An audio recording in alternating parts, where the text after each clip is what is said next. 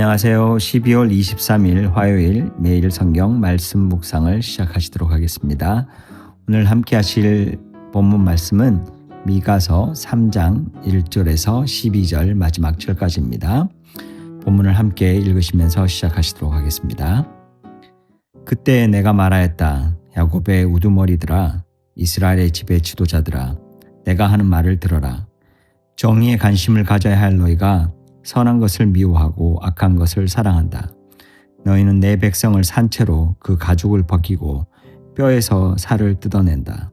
너희는 내 백성을 잡아먹는다. 가죽을 벗기고 뼈를 산산조각 바수고 고기를 삶듯이 내 백성을 가마솥에 넣고 삶는다. 살려달라고 주님께 부르짖을 날이 그들에게 온다. 그러나 주님께서 그들의 호소를 들은 채도 하지 않으실 것이다. 그들이 그렇듯 악을 저질렀으니 주님께서 그들의 기도를 들어주지 않으실 것이다. 예언자라는 자들이 나의 백성을 속이고 있다. 입에 먹을 것을 물려주면 평화를 외치고 먹을 것을 주지 아니하면 전쟁이 다가온다고 협박한다. 예언자들아, 너희의 날이 끝났다. 이미 날이 저물었다. 내 백성을 곁길로 이끌었으니 너희가 다시는 환상을 못 볼 것이고 다시는 예언을 하지 못할 것이다. 선견자들이 부끄러워하며 술객들이 수치를 당할 것이다. 하나님께서 응답하지 않으시니 그들이 얼굴을 들지 못할 것이다. 그러나 나에게는 주님께서 주님의 영과 능력을 채워주시고 정의감과 함께 야곱에게 그의 죄를 꾸짖고 이스라엘에게 그의 범죄를 꾸짖을 용기를 주셨다. 야곱 집의 지도자들아, 이스라엘의 집의 지도자들아, 곧 정의를 미워하고 올바른 것을 모두 그릇되게 하는 자들아, 나의 말을 들어라.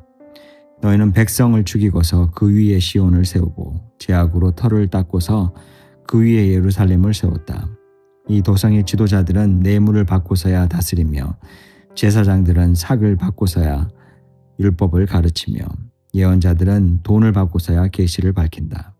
그러면서도 이런 자들은 하나같이 주님께서 자기들과 함께 계신다고 큰 소리를 친다. 주님께서 우리와 함께 계시니 우리에게 재앙이 닥치지 않는다고 말한다.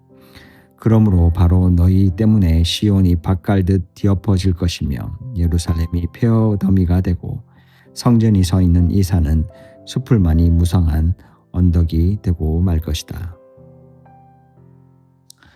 미가 선지자가 활동하던 시대는 미가서 1장 1절에 기록된 것처럼 유다 왕 요담과 아하스 그리고 히스기야가 다스리던 때였습니다. 이는 선지자 이사야와 같은 시기에 사역하였음을 의미하는 것입니다.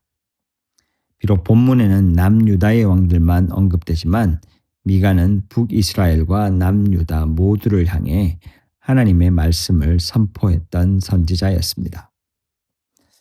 당시 사회를 간단히 요약하자면 정치적으로는 지도자들의 부패가 만연하였고 종교적으로는 제사장과 예언자들이 돈과 권력에 종속되어 있었습니다. 종교의 외형은 유지되고 있었으나 정의와 자비는 사라진 시대였습니다. 예배는 계속되었고 말씀과 예언도 존재했지만 그 중심에서 하나님은 점점 밀려나고 있었습니다. 오늘 본문인 미가서 3장은 바로 이러한 지도자들의 죄악을 고발하며 그 결과로 임하게 될 하나님의 심판을 경고하고 있습니다. 먼저 1절부터 3절까지는 실패한 정치 지도자들의 모습이 적나라하게 드러납니다.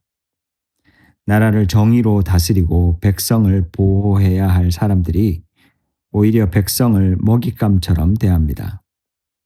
미가는 매우 강렬한 표현으로 그들의 죄를 고발합니다. 그들은 백성의 살을 벗기고 뼈를 꺾으며 솥에 고기를 넣듯 사람들을 착취한다고 이야기합니다.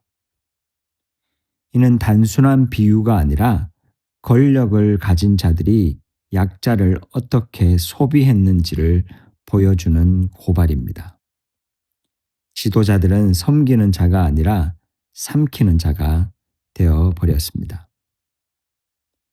이어서 4절에서 11절까지는 종교 지도자들의 부패한 실상이 드러납니다.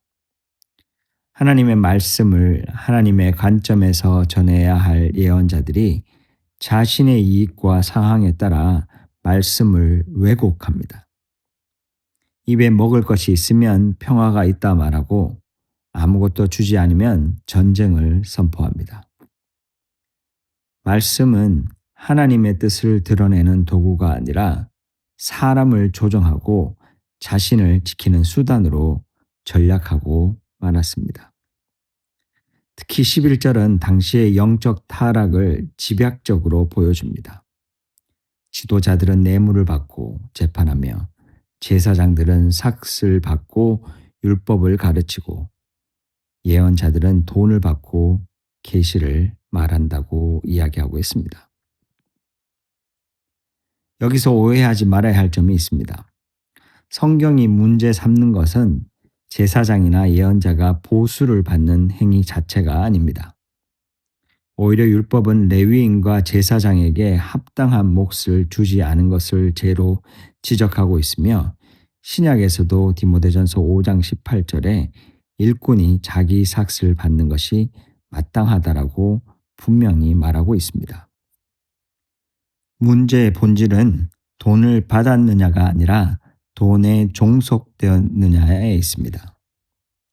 말씀이 하나님의 뜻이 아니라 사람의 요구와 기대, 보상과 안전에 의해 좌우되기 시작할 때 그 신앙은 이미 하나님을 잃어버린 것입니다. 미가 선지자가 마주한 시대는 종교가 사라진 시대가 아니었습니다. 오히려 눈에 보이는 종교는 잘 작동하고 있는 것처럼 보였습니다.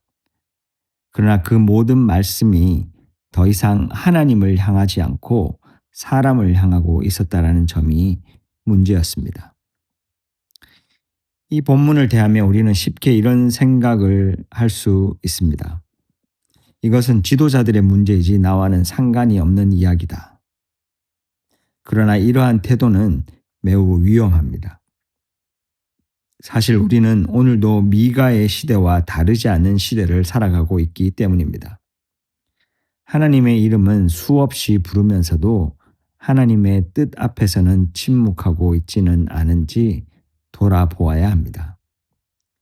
하나님께서 원하시는 정의와 회개는 외면한 채 나의 평안과 안정만을 구하고 있지는 않은지 질문하게 됩니다.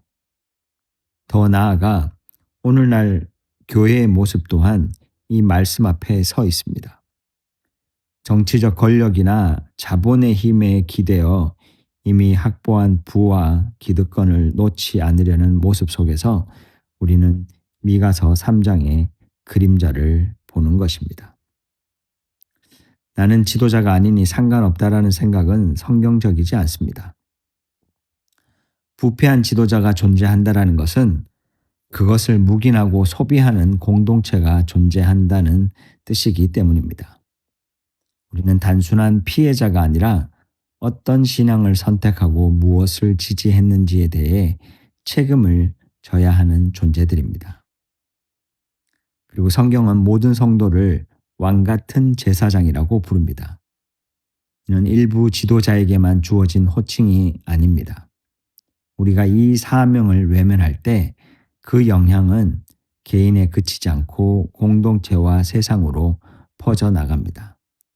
말씀이 왜곡될 때 사회는 병들고 생명은 상처를 입게 되는 것입니다. 이러한 현실을 마주할 때 소망이 사라지는 것은 어쩌면 당연한 일일 것입니다. 미가의 시대나 오늘이나 인간의 구조는 크게 달라지지 않았기 때문입니다. 그러나 바로 이 절망의 자리에서 우리는 예수 그리스도를 바라보게 됩니다.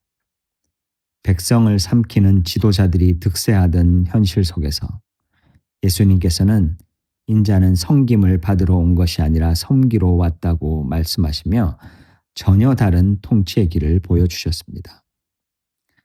또한 돈을 주고 율법을 사고 파는 사꾼 제사장들 사이에서 자기 몸을 단번에 들이심으로 값으로 매길 수 없는 은혜의 구원이 무엇인지를 직접 드러내셨습니다. 주님께서 우리와 함께 계시니 재앙이 닥치지 않는다고 말하며 자신들의 안전을 확신하던 자기 중심적인 신앙 한가운데서 예수님께서는 참된 임마누엘, 우리와 함께 하시는 하나님으로 오신 것을 보여주셨습니다. 예수 그리스도는 우리와 함께 계신다라는 것이 무엇인지를 재앙을 피하는 방식이 아니라 재앙을 몸소 감당하시는 십자가의 사랑으로 보여주셨습니다. 이 성찬의 계절에 우리는 스스로에게 다시 묻게 됩니다. 주님께서는 왜 이런 방식으로 오셨는지, 그리고 우리는 어떤 모습으로 그분의 다시 오심을 준비하고 있는지 말입니다. 주님께서 우리와 함께 계시니 우리는 다시 섬김의 길로, 은혜의 길로, 그리고 회개하는 자리로 부름받고 있다는 사실을 잊지 말아야 할 것입니다. 이 부르심에 응답하며 살아가는 저희 모두가 되기를 소망하며 함께 기도하시겠습니다. 사랑과 은혜의 하나님, 오늘도 우리 가운데 귀한 말씀으로 함께 하심에 감사함을 드립니다. 오늘 우리의 모습이 당시 미가 시대의 모습과 동일한 것임을 우리가 다시 한 번 더 고백합니다. 나의 유익을 위해 하나님의 이름을 이용하고 세상의 아픔에는 침묵했던 위선을 용서하여 주십시오.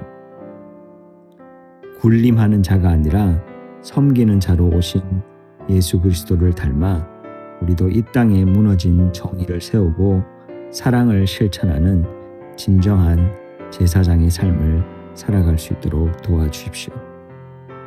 그래서 다시 오실 주님의 길을 예비하는, 회개하며 주님께 돌아가는 거룩한 백성이 되게 하여 주시옵소서. 오늘도 그렇게 우리를 도우실 주님을 기대하고 찬양하며 예수님 이름으로 기도합니다. 계속해서 공동체 가운데 기도가 필요하신 분들을 위한 기도와 이 땅을 향한 기도, 그리고 여러분 개인적인 기도를 드리시도록 하겠습니다.